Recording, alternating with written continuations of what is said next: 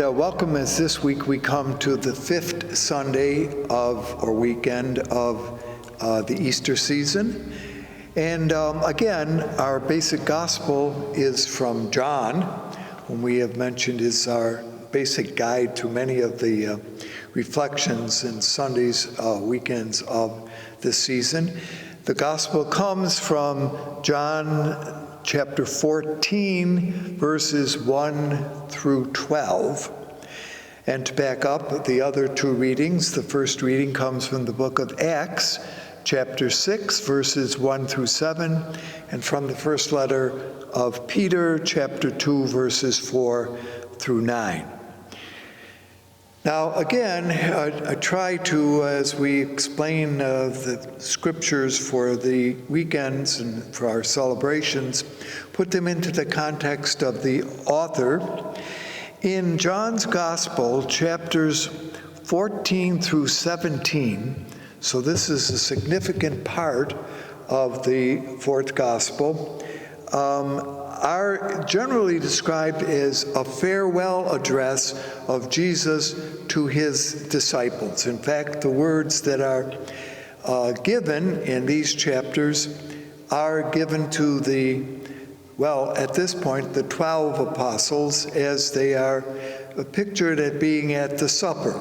Also, one remembers that in John's Gospel, there is no mention of the bread and wine, which account, this is my body, this is my blood, that is found in the synoptic traditions. Rather, in the fourth Gospel, Jesus has illustrated the importance of service by washing the feet of his disciples. So again, farewell addresses are scripturally oriented. For example, in the book of Genesis, in chapter 49, Jacob is pictured as giving a farewell address to his sons.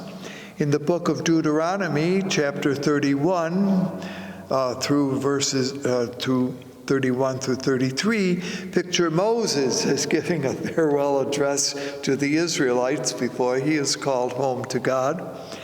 And Paul, in the Acts of the Apostles, in chapter 20, is pictured as giving a farewell address at the place of Miletus to the leadership of the Christian family in Asia at that point.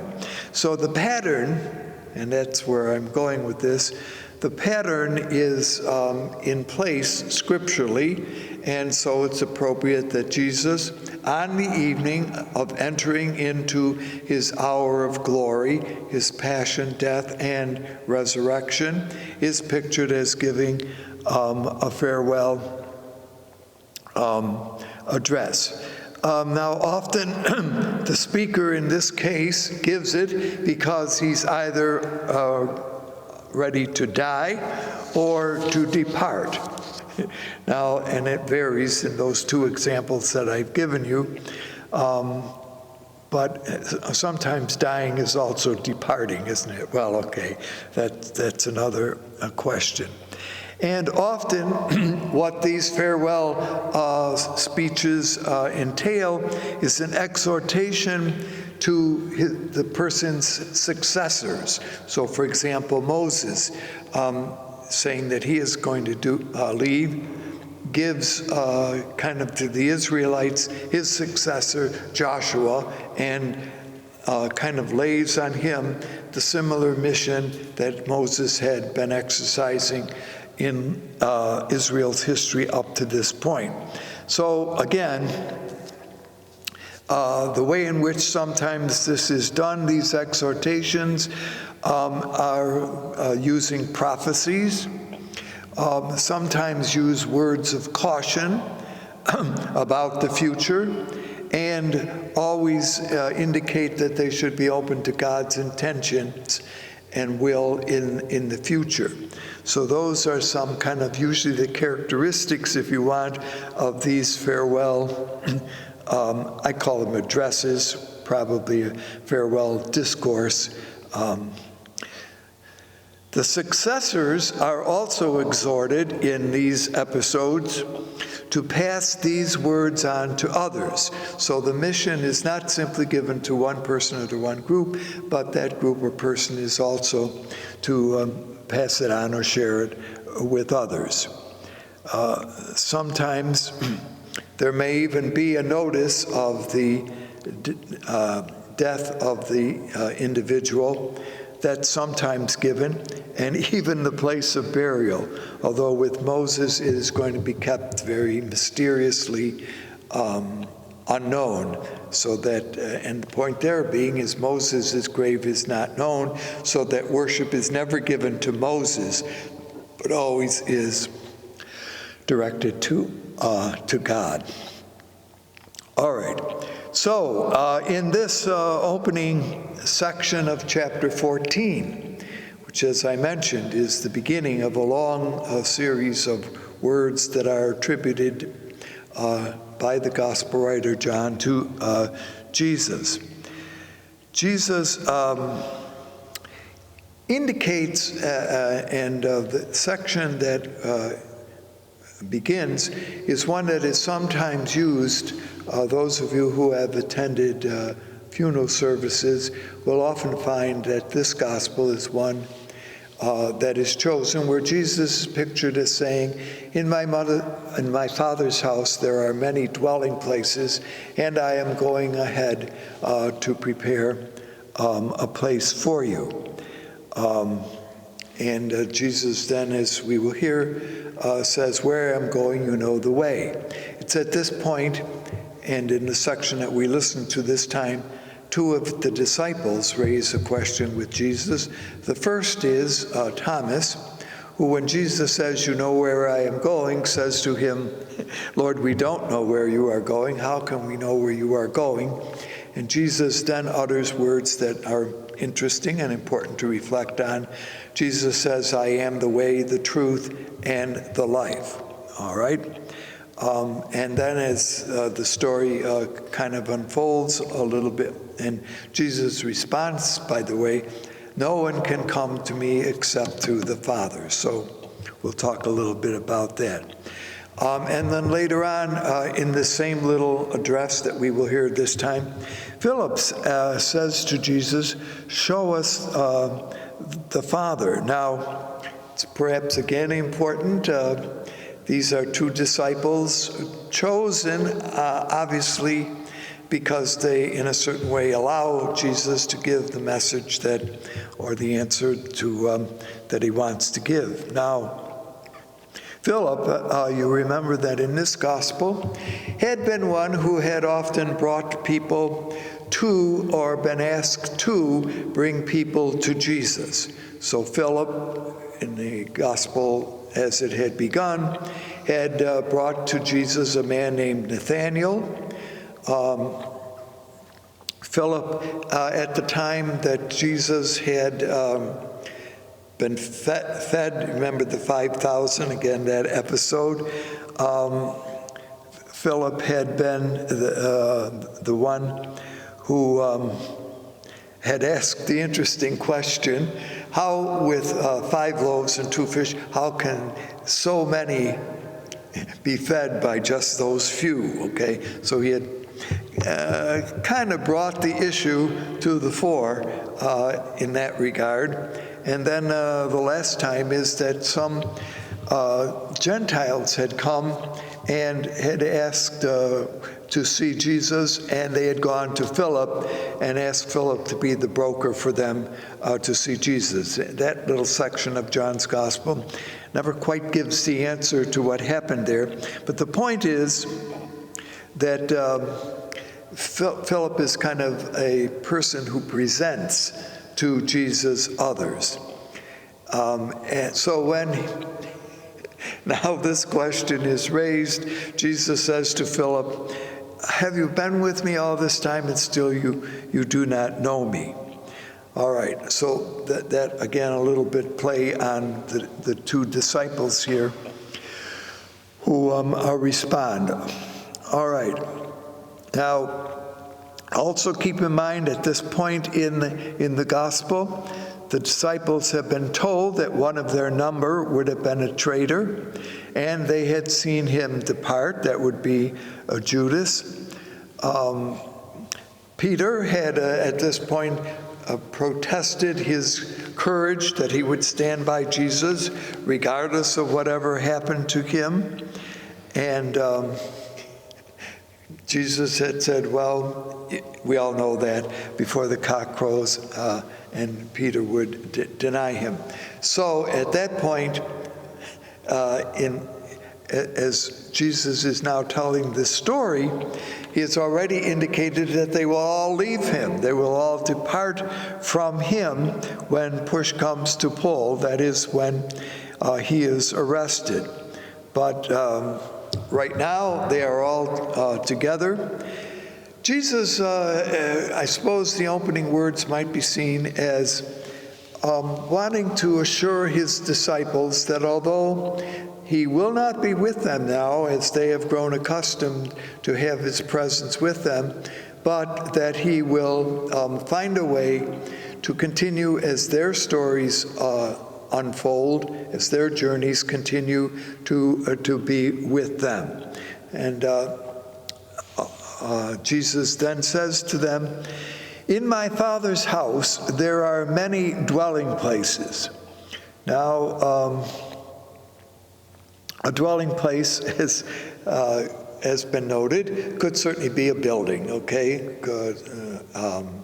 That might be one way of understanding a dwelling place. Or a dwelling place could be, now here we have to be careful, in heaven, but the idea of heaven here is not the way in which I think in many ways we have grown up to understand heaven to be. Again, I call to our attention the fact that the first century world thought of creation as having three layers: layers of the heavens, layers of the earth, and layers of the underworld. All right? But in my Father's house, there are many dwelling places. Now, I checked this out, that one of the kind of rabbinical suggestions, this is found in the first book of Enoch, and also in the second book of Enoch, two books which belong to the intertestamental works, but which are not included in any of the recognized biblical books, either of Judaism or Christianity. But nevertheless, were works, and you can read the books of Enoch, there are 4 of them actually, that were written sometime between the closing of the Old Testament or First Testament works and the creation of New Testament works. All right? That again is another kind of interesting issue to look at. But here's the point, that Jewish belief, some thought that God kind of had a huge mansion in the heavens, okay? And in this mansion were many different rooms, all right? Again, this is one viewpoint. It's not one that is necessarily always preached about, but at least that you're aware of what might be some understanding that the readers or hearers of this work in the beginning kind of had in mind. And so that there were, therefore, in this huge mansion were many different compartments or different, I suppose, rooms.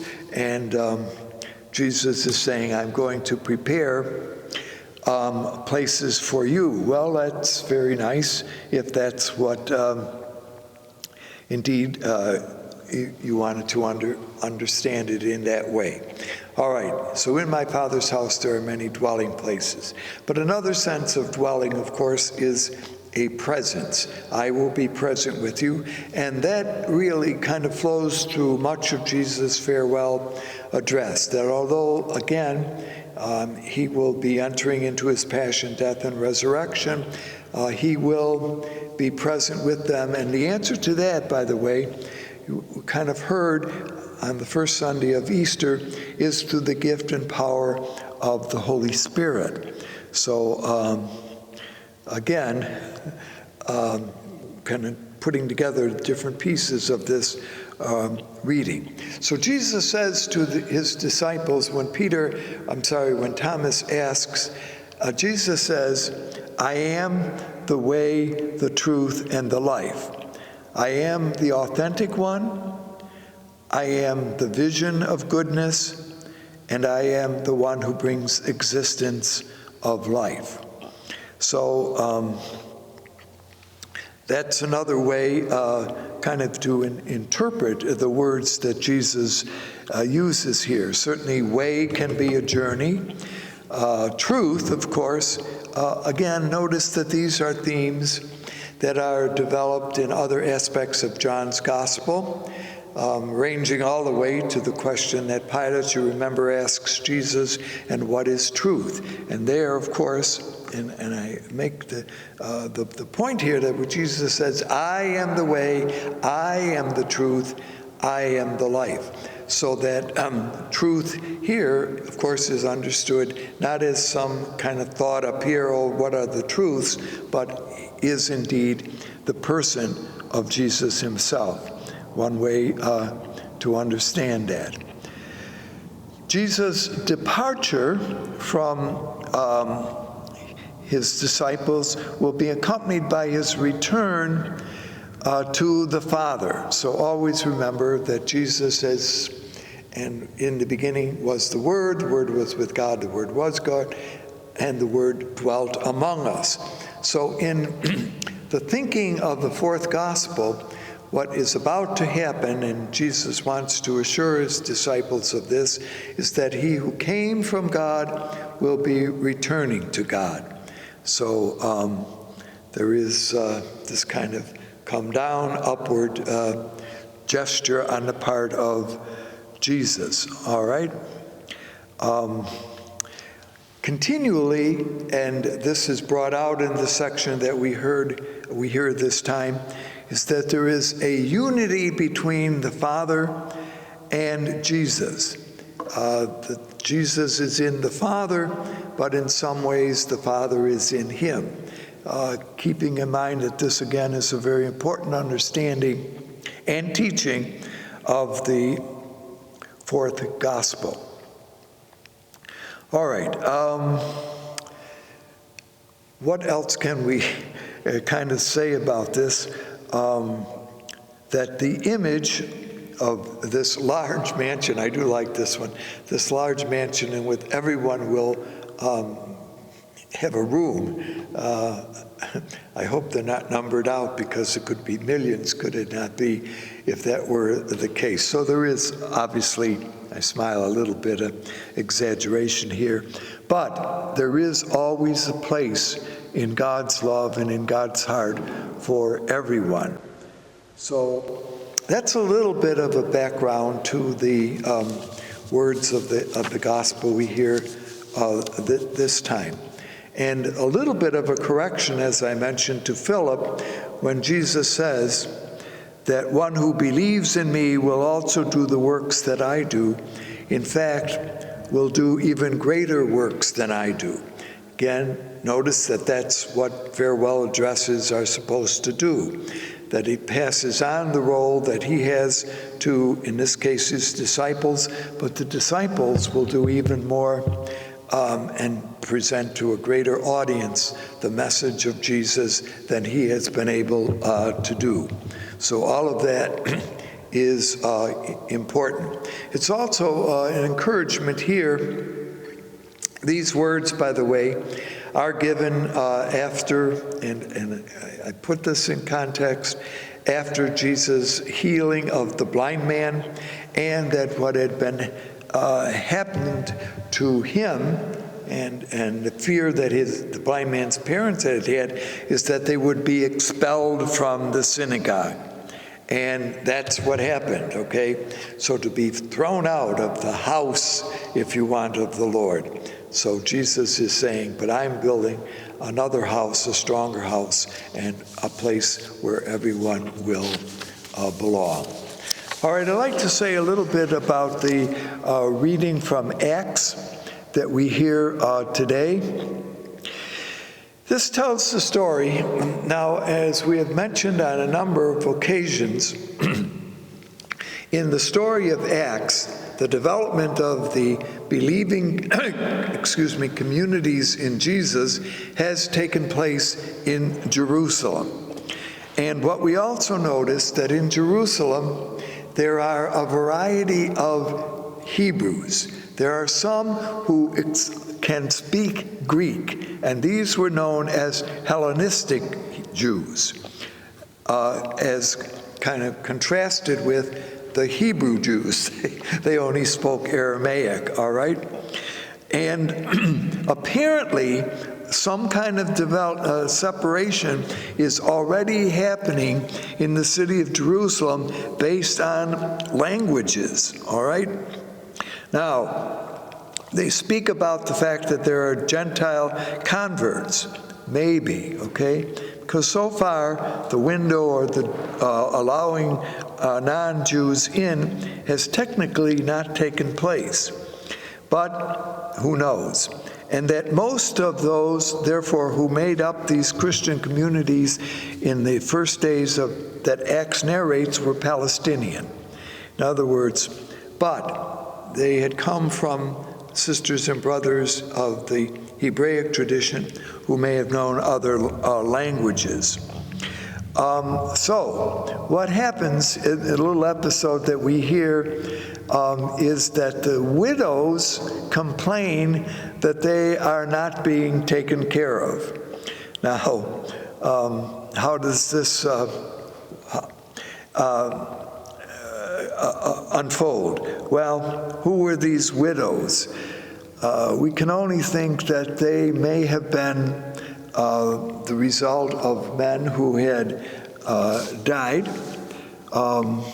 Obviously, that's what makes one a widow, and that they were, therefore, Greek-speaking widows, okay? Now, why this episode, is interesting because we now see that the first leaders within the community of Jerusalem will solve an issue that could separate them in an amicable way, okay? First of all, what do they do? Is that it's decided that they will choose 7 men who will take care of the needs of these widows. Now, this group of 7 are sometimes known as the deacons. Let me begin by saying this is not the story, sorry those of you who are deacons, of the origin of the role of the diaconate. Diakona means to serve, okay? That's true. And so that the disciples, and it's interesting that the leadership here, up to this point, and I kind of move around a little bit because you have to read the book of Acts to get the whole flow of things. Up to this point, Peter has been the sole speaker in the book of Acts with regard to the message and mission of Jesus. In this little episode that we hear this time, the decision is made collegially. In other words, it is the community who will select the men. And then there's even another little further development here. The community selects these 7 men. It is the apostles who commission them. So you really have, again, what we might call collegiality here taking place in the community. I just point this out as a little bit of an example. The 7 men chosen are named Stephen, Philip, Prochorus, Nicanor, Timon, Parmenas, and Nicholas of Antioch. What we also do know at this point, in the city of Jerusalem, there were classes of priests. The reason why we know this, for example, going back as the very beginning of the story of Jesus happened in the gospel tradition, that John the Baptist's father had been a priest, one whose one of tasks, remember, had been to offer service and sacrifice to God.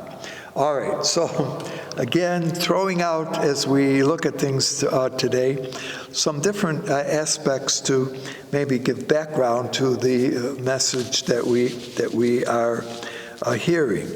So, the importance is, notice those 7 names that I've just read, notice that they're all Greek names, okay? We know something about Stephen, who goes on to become a martyr. Interesting, their job, by the way, is to wait on tables, all right? Now, that, again, service, okay? So they are called to, if we like the word ministry now, to a ministry of service, okay? But the service can have a couple of different aspects of it. One ministry of service can be to spread the word, all right? And that's what the apostles say that their task was and that their task is. A second can be to serve at table, all right? To literally help those who were at table at this particular time. And a third service could be distribution of alms to those in need. So when we think of this act of diakonia, of service, it is not necessarily limited to one ministry or one role, but could be any one of those 3, or admittedly could be all 3 of those. What has happened is that not all the Jews in Jerusalem are happy with what these Christian Jews are doing and saying, and we will find that Stephen will run up against an opposition by part of the group in that regard. All right, so all of this is to say that the leadership at the time, in Jerusalem, finds a way to work things without a lot of discussion or argument. Well, that's the first reading. And back again to conclude quickly, Jesus, of course, welcomes and into the faith family many others who were not of Jewish concern. We do also need to pay attention that Jewish rituals were very important, and we will on another occasion have opportunity to talk about this, but that would become a concern when the window or the door to technically Gentiles, non-Jews, was made. So it's very important, as Jesus says, and as we hear these words today, that we are called to give life to others, that we are called to, as best we can, restore the unity, the harmony that is important for all of us who are believers in Jesus' ways. So again, the beautiful thought, I am, says Jesus, the way, the truth, and the life. No one comes to me except through the Father, all right? Now again, keep in mind that that's the Johannine way of seeing things. In conclusion, could others come to God in different ways? I think that remains a question that perhaps we need to reflect on as we Christians move into the future. Thank you for being with us. Hope to see you again.